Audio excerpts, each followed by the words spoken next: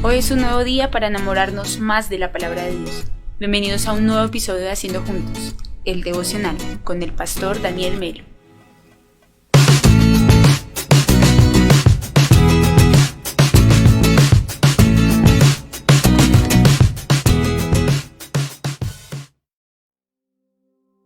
A todos bienvenidos, son las 9 de la mañana y 12 minutos aquí en Bogotá, en esta hermosa ciudad de Colombia. Mi nombre es Daniel Melo y doy gracias a Dios por este día que nos ha regalado. Esto es Haciendo Juntos el devocional, un tiempo para enamorarnos más de la palabra de Dios.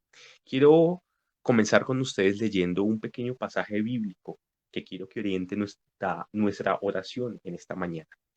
Dice la palabra de Dios en 2 Corintios 1:3. Bendito sea el Dios y Padre de nuestro Señor Jesucristo, Padre de misericordias y Dios de toda consolación, el cual nos consuela en toda tribulación nuestra, para que nosotros podamos consolar a los que están en cualquier aflicción con el consuelo con que nosotros mismos somos consolados por Dios. Porque así como los sufrimientos de Cristo son nuestros en abundancia, así también abunda nuestro consuelo por medio de Cristo. Pero si somos atribulados, es para vuestro consuelo y salvación. O si somos consolados, es para vuestro consuelo, que obra al soportar las mismas aflicciones que nosotros también sufrimos. Y nuestra esperanza respecto de vosotros está firmemente establecida, sabiendo que como sois copartícipes de los sufrimientos, así también lo sois de la consolación. Padre, en esta mañana nos unimos en oración, teniendo presente esta hermosa exhortación que tú nos das por medio de la segunda carta a los Corintios. No solamente, Señor Dios, es para nosotros ser partícipes de los sufrimientos de Cristo o de las tribulaciones de esta vida, sino también como promesa, Señor Jesucristo, está el consuelo de parte tuya. No solamente nos consuela, sino que nos invitas a ser herramientas en tus manos para consolar, ayudar, Padre, sostener a otros en medio de sus aflicciones. Hoy yo oro, Padre, en el nombre de Jesús, por las personas que conozco y sé que están en este momento en prueba, que están en este momento en el hospital, que están en este momento de pronto en un cementerio, que están en este momento, Señor Dios, enfermos en su casa, que están pasando por alguna desdicha económica, mi buen Señor Dios. Padre, que este sea el momento perfecto para mostrar la sobrenaturalidad de Dios sobre sus vidas. Que este sea el momento perfecto para que puedan y podamos evidenciar un milagro del cielo sobre nosotros. Señor Jesucristo, oro junto con mis hermanos en este instante, nos unimos en oración, Señor mío. Padre, en ti, Jesús, Padre, que eres nuestra consolación. Eres tú el consuelo de nuestras almas, eres tú la esperanza que no defrauda, amado Señor celestial. Hoy yo quiero, Padre, una vez más engrandecer tu nombre, exaltarte, bendecirte y pedirte, Espíritu de Dios, llena, Padre, de esa fe que calma, llena de esa fe que tranquiliza, de esa paz que sobrepasa entendimiento, cada una de nuestras vidas. Bendigo a mis hermanos en esta mañana y en el nombre de Jesús yo te doy gracias, que en ti encontremos la respuesta a nuestras vidas en todo tiempo, por el poderoso nombre de Cristo Jesús. Amén y amén. Hoy quiero abrir la palabra en Romanos capítulo 6. Es el pasaje que va a proveer nuestra enseñanza el día de hoy. Yo le invito a que también lo abra en su Biblia, en su dispositivo, que lo tenga allí presente conmigo. En esta oportunidad lo voy a leer en Nueva Traducción Viviente. Romanos capítulo 6, versículo 1 al versículo 14. Hay una gran promesa y es que donde abunda el pecado, dice la palabra que sobreabunda la gracia del Señor. ¿Cómo podemos interpretar este texto bíblico que encontramos al finalizar el capítulo 5 del libro de Romanos? Dice el versículo justamente 1 del capítulo 6. Ahora bien, deberíamos seguir pecando para que Dios nos muestre más y más su gracia maravillosa. Hay un entendimiento aquí correcto, y es que dice de la siguiente manera: deberíamos seguir pecando para que Dios nos muestre más y más su gracia maravillosa, porque donde dice justamente que donde abunda el pecado, sobreabunda la gracia, pareciera en una primera medida una invitación a que el cristiano puede pecar sin castigo, sin consecuencia alguna, porque siempre va a obtener el perdón de Dios. La respuesta está en el versículo 2, iglesia. Por supuesto que no. Aunque la gracia sobreabunde en el pecado, nosotros hemos muerto al pecado. Entonces, ¿cómo es posible que sigamos viviendo en pecado? Démonos cuenta que la definición de la condición de nosotros como creyentes, en primer lugar, y es la frase clave de todo el capítulo 6, es que el creyente ha muerto al pecado. Y el que está muerto no tiene acción alguna. Uno se despide por completo de lo muerto. Ya no tiene repercusión en nuestras vidas. Por eso, no es que pequemos y pequemos para que la gracia abunde sobre nosotros, porque la gracia sobreabunda justamente también en una persona que ha muerto al pecado. Entonces, lo primero que debemos entender en esta mañana es que Pablo le está hablando a una iglesia que debe entender cuál es su posición. Muertos al pecado. Versículo 3. ¿O acaso olvidaron que cuando fuimos unidos a Cristo en el bautismo, nos unimos a Él en su muerte? ¿O acaso olvidaron que cuando fuimos unidos a Cristo en el bautismo, nos unimos a Él en su muerte? Pues hemos muerto y fuimos sepultados con Cristo mediante el bautismo. Y tal como Cristo fue levantado de los muertos, por el poder glorioso del Padre, ahora nosotros también podemos vivir una vida nueva. Versículo 4. Pues hemos muerto y fuimos sepultados con Cristo mediante el bautismo. Y tal como Cristo fue levantado de los muertos, por el poder glorioso del Padre, ahora nosotros también podemos vivir una vida nueva. El bautismo del que se está refiriendo aquí Pablo es el bautismo en agua. El bautismo que nosotros conocemos, que algunos ya hemos tomado o que de pronto otros nos hemos querido alejar. Yo quiero aprovechar este momento para poder resaltar la importancia del bautismo en agua. Muchas veces hemos dicho que el bautismo es un paso de obediencia. En una oportunidad lo hablaba con alguno de mis amados en el discipulado. Pero ciertamente el bautismo en agua no es tanto un paso de obediencia, sino es una declaración de fe. Es una declaración de identidad juntamente con Cristo. La persona que ha entendido el Evangelio, la persona que ha podido ver la salvación de Jesucristo en su vida, es una persona que quiere identificarse con Él en plenitud. Y parte de una señal externa de esta identificación es justamente el bautismo en agua.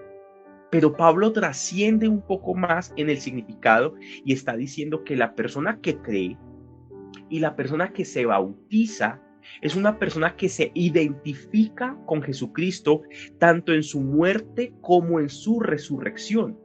Y es copartícipe de lo que sucedió con Cristo en ese momento en la cruz. Dice el versículo 4. Pongámoslo de la siguiente manera. Cuando somos sumergidos en el agua es porque estamos siendo identificados con su muerte, y cuando nos levantamos estamos siendo identificados con su resurrección. Esto es un paso de fe. Es una identidad que como cristianos tenemos con Cristo. Y dice aquí la palabra que hemos muerto al pecado, y como hemos muerto al pecado, vamos y nos bautizamos.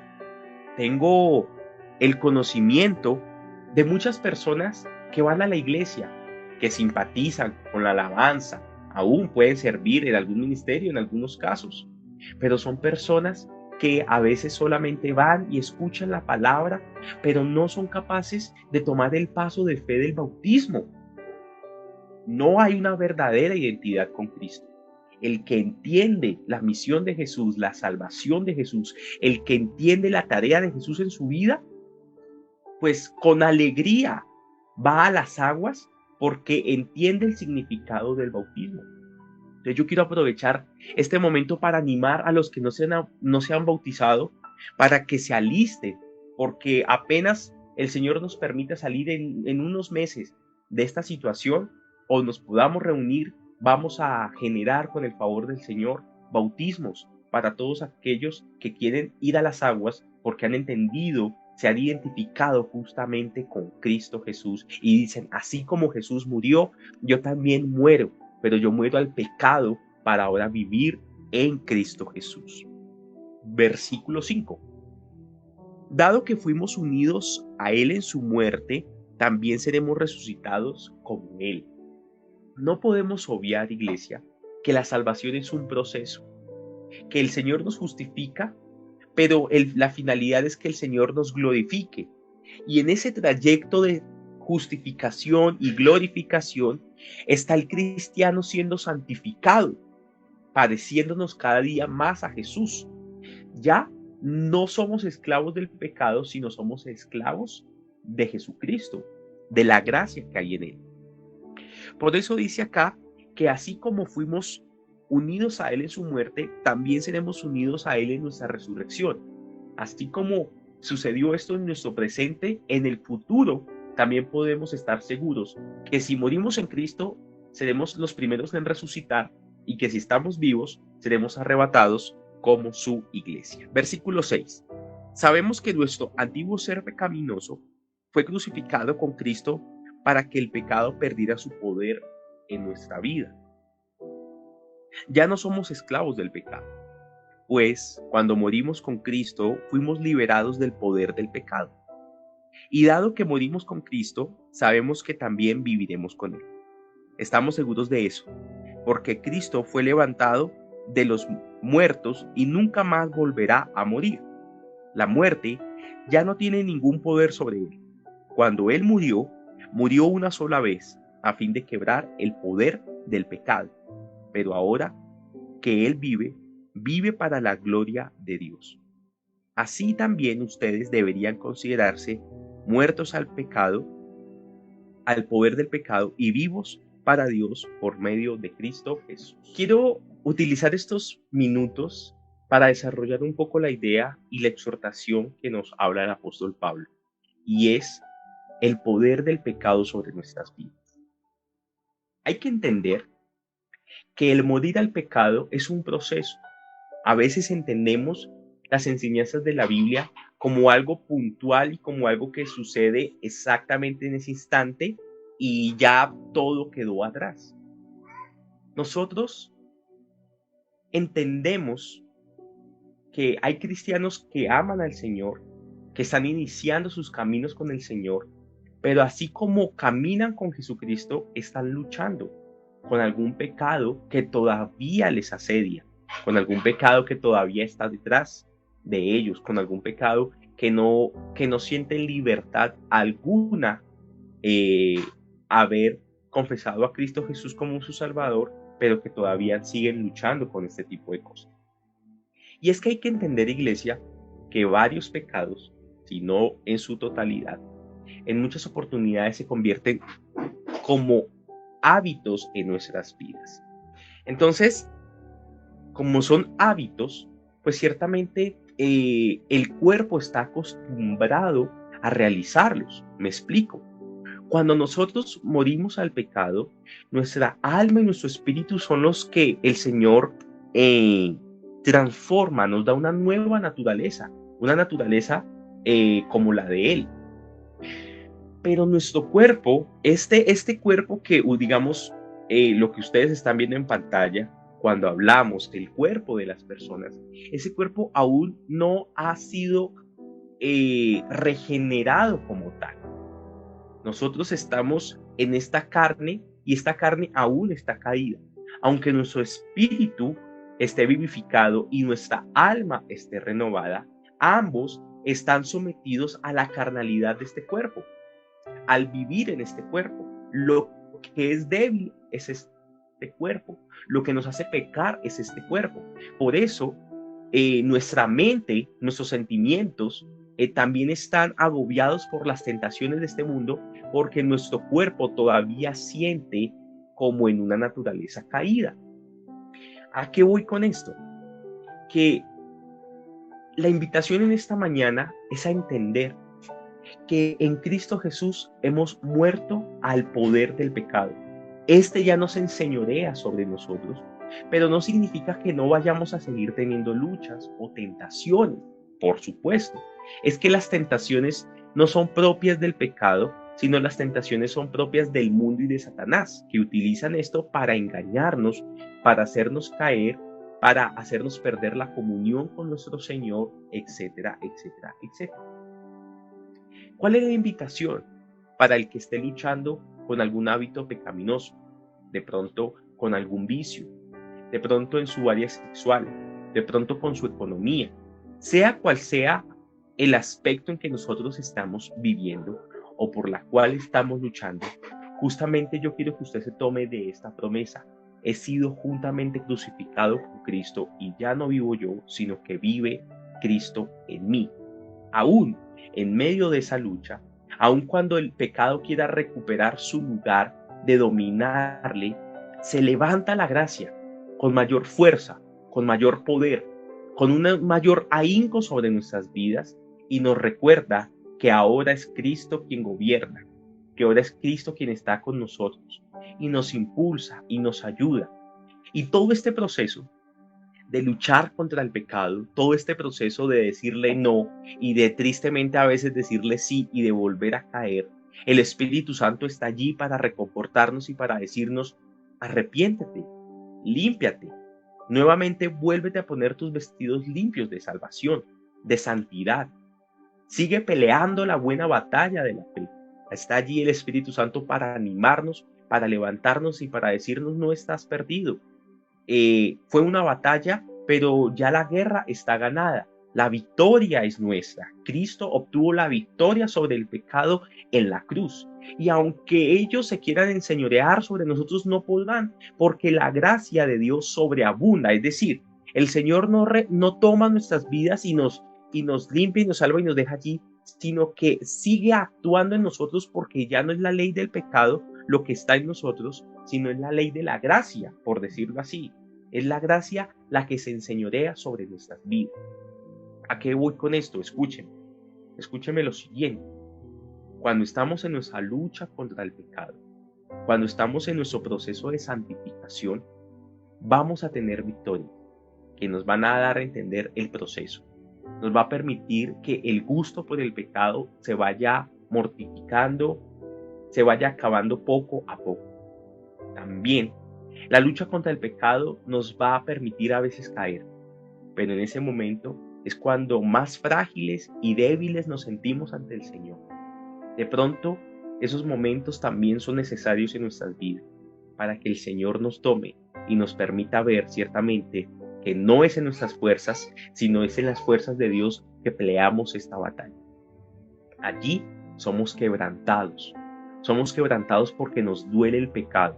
En esa condición venimos ante el Señor, de pronto con una oración mucho más sincera. Ya no nos sentimos como tan perfectos y le decimos: Señor, he fallado una vez más. Y el corazón arrepentido, ¿sabes qué produce? Produce fortaleza en el creyente. El corazón arrepentido está diciendo una sola cosa: tengo temor de Dios, el Espíritu Santo está conmigo. Quiero no fallarle al Señor, sino que quiero ser cada día más como Él. Y eso va afectando nuestra mente, eso va afectando nuestro modo de sentir, nuestro modo de vivir delante del cielo. Y es allí cuando entre más nos quebrantamos ante el Señor, que el Señor entonces puede desechar lo que no corresponde de Él y formar nuevas cosas en nosotros. No estoy alentando en ningún momento entonces que pequemos para arrepentirnos y eso fortalezca nuestra relación con Dios. Sabemos que no es así. Estoy diciendo que aún esos momentos de caída, el Señor los toma para beneficio de nosotros, para llevarnos al arrepentimiento, para fortalecernos, para conocer una nueva faceta de Dios y poder decir: no estoy solo en esta batalla, el Espíritu Santo sigue mostrando su gracia para conmigo cada vez. No me abandona, no me deja, me rescata, estira su brazo para levantarme, porque el Señor ha vencido el pecado y nosotros nos hemos identificado con Él y podemos decir, Señor, gracias, porque así como hemos muerto, también viviremos contigo y como tú has vivido. Amén. Espero, iglesia, que esta pequeña porción de la palabra y esta pequeña explicación haya sido de bendición para cada uno de nosotros. Yo quiero invitarle a que por unos instantes pensemos en qué estamos siendo débiles, cuál es una de esas áreas que debe ser tratada con mayor fuerza por el Espíritu de Dios. No dejo de recordar lo que nos dice Pablo, que Dios es nuestra fortaleza y en medio de nuestras debilidades, Él es el que se fortalece. Las debilidades de nuestras vidas son necesarias para que Cristo sea edificado en cada uno de nosotros. Quiero orar con usted y por usted en esta oportunidad. Cierre sus ojos conmigo, por favor, en esta mañana. Padre, tenemos una realidad, Señor Dios, una triste realidad, como lo dice el apóstol, que lo que quiero hacer no lo hago y lo que no debo hacer lo termino haciendo, Señor Dios. Estamos como encarcelados, Padre, durante un tiempo en este cuerpo pecaminoso, en este cuerpo caído, Señor Celestial. Pero es una lucha, es una tentación, Padre, que es una batalla que nos ayuda a perfeccionarnos en ti. Por eso yo quiero pedirte, mi buen Dios, que en esta mañana tu iglesia sea bendecida con este concepto, Padre, que tu gracia sobreabunda, es decir, que no nos abandona, que no nos deja solos en medio del pecado que nos asedia, sino que antes nos invita a abandonarlo, a pelear, a desecharlo, Espíritu de Dios. Yo te pido en el nombre de Cristo Jesús que tú ayudes a mi hermano, a mi hermana, Padre, que te ama sinceramente, pero que está luchando con algo en su vida. Padre, que está luchando con sus palabras, que está luchando con sus pensamientos, que está luchando, Espíritu de Dios, con algún vicio, que está luchando, amado Señor Dios, con su orgullo, que está luchando de pronto, Padre, sea cual sea el pecado, te pido que esta persona siga luchando, Señor Dios, porque tu gracia es la que nos sostiene y es la que nos fortalece. Padre, porque estas luchas, estas caídas nos hacen más fuertes delante de tu presencia. El arrepentimiento genuino, mi buen Dios, nos permite comprender tu compasión, tu misericordia, y esto es motivación para nosotros para no fallar, sino para continuar en tus caminos, Espíritu de Dios. Gracias por quebrantar el poder del pecado sobre nuestras vidas. Aunque podamos pecar, Señor Dios, tú, Padre, permites que ya no seamos esclavos del pecado, sino que ya no practiquemos el pecado, sino que podamos ser conscientes de él, lo podamos evitar y nos podamos arrepentir en el nombre poderoso de Cristo Jesús. Yo te pido que no seamos hombres y mujeres de remordimiento, sino que seamos hombres y mujeres, Padre, que cada día luchamos de una manera sincera por agradarte a ti antes que a nosotros mismos. Fortalece nuestro espíritu en el nombre poderoso de Cristo Jesús. Haz que esta carne cada día sea más débil y que tu poder y que tu fuerza crezcan en nosotros. Señor, en nuestra oración en esta mañana, y te damos gracias en el nombre poderoso de Cristo Jesús. Amén y amén.